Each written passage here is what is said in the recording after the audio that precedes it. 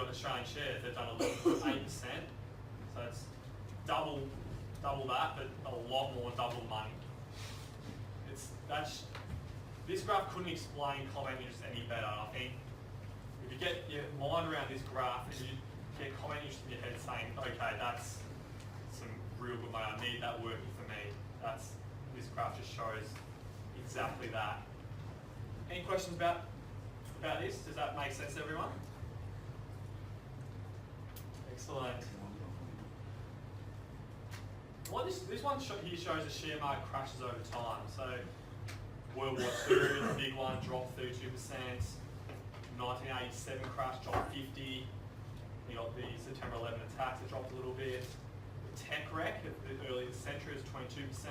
GFC 55%. But what this shows over time, these major catastrophes, they don't have that much impact over the long term. So if you just ride it out, you're going to be okay. Just try not to panic and sell at these low points. That's what this graph shows here. It just shows they just keep climbing. There's like climbed a wall of worry. Okay. Yeah. So that makes sense, everyone. Shows just how it's in history. At that time, it seems like a big deal, but like we're not going to say, "Oh, don't invest in the market because World War II happened and lost 32%." That's silly, isn't it? So it's all relative. That's what this graph sort of tries to say. Any questions on that one at all? Would you say, looking at that, you're sort of due for a crash? Some people would say that. There's a bit of commentary in the market right now that we're a bit overvalued in some places, but until it happens, yeah, that's fine. They thought it was sort of in October there was a bit of a dip and then recovered again. So it's sort of like it's hard to really pick a big crash. A lot of people were panicking at that point, and then it's already recovered again. So yeah, so that's a good point though. A lot of people are a bit nervous about a crash coming up. It's been over 10 years now. So what actually drives that? Say the end of the Korean War. What drives that crash? That people, you say people panic, and then what? Sell their shares and have devalues. How does it? Yeah, essentially, yeah. So it's a sort of supply and demand thing, as Emma mentioned at the start. So like a lot of people paying, and they need money for other things, and no one wants to invest in that time because like companies are in trouble, employees are in trouble, everyone's going to war, so no one's consuming things.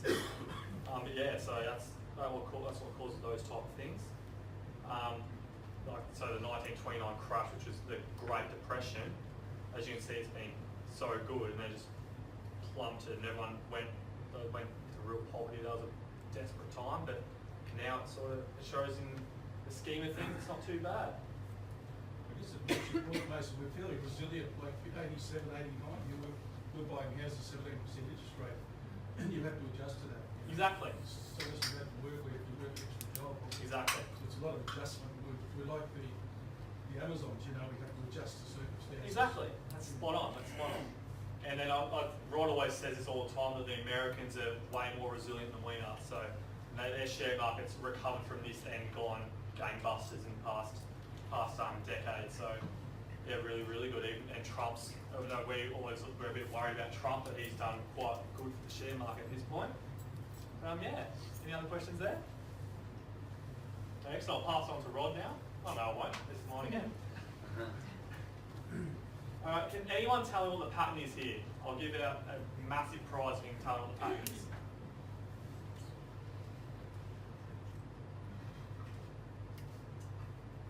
What's the massive prize? So everybody's got the gist of it? That's the annual return and the ranking for that particular year. Yeah, so you got 2004 to 2018, Australian shares, US shares, the colours represent different asset classes. So for example, in 2004, 32.2% return in international property, and the less was cash at 5.6%, and that shows that it's changing all the time. So if anyone can predict a pattern there, then you'd make a hell of a lot of money, because that means you know what's going to happen next year and the year after and the year after. So the moral of the story is, we don't know what's going to happen, because it changes every single year. What's best last year isn't the best next year. So that's the moral story. So the prize was, there was actually no prize, Raj. It was just a little joke I tried to play. During the break, my grandson's mate, Nick, where are you, Nick? there's Nick, he said to me, he's got some couple of thousand or something to invest, and he said, is it the right time to invest? Is it high now at the moment? So what would my answer be? Invested now. Huh? Invested now. Invested now, yeah. Did you If do I it? knew whether something was high or low, would I be conducting this session? I'd be laying on the beach investing all the time. No, you wouldn't. If everybody knew what was high and low, you wouldn't need to work.